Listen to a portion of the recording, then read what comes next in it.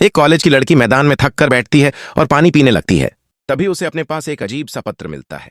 पहले तो उसे लगता है कि शायद कोई लव लेटर होगा, लेकिन जैसे ही वह उसे पढ़ती है, उसमें लिखा होता है कि अगर इस बदकिस्मती से बचना है तो यह पत्र किसी और को दे दो।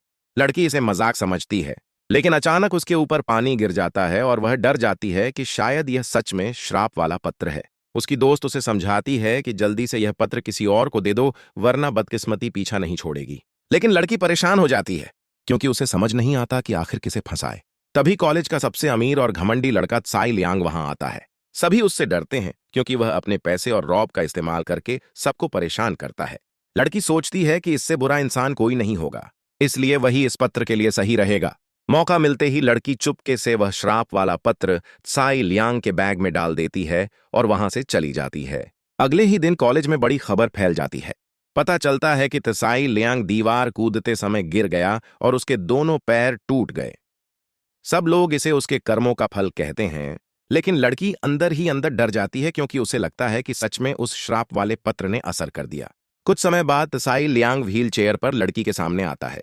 वह कहता है कि उसे पता है पत्र उसी ने रखा था। दोनों बचपन के पड़ोसी थे, इसलिए उसे इस धोखे से बहुत गुस्सा आता है।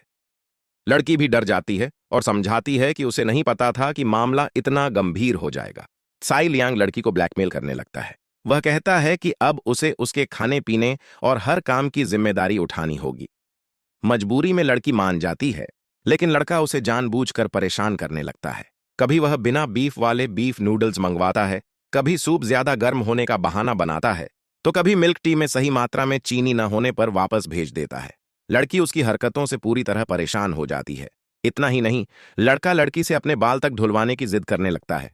जब लड़की मना करती है, तो वह फिर से पत्र वाली बात की धमकी देता है। आसपास के लोग दोनों को देखकर सोचते हैं कि शायद ये दोनों कपल हैं।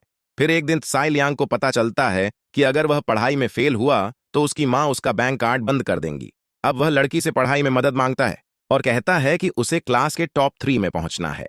लड़की को यह नामुमकिन लगता है, लेकिन ब्लैकमेल की वजह से वह मजबूरी में तैयार हो जाती है। आगे क्या हुआ जानने के लिए पार्ट 2 जरूर देखना और चैनल को सब्सक्राइब करना मत भूलना।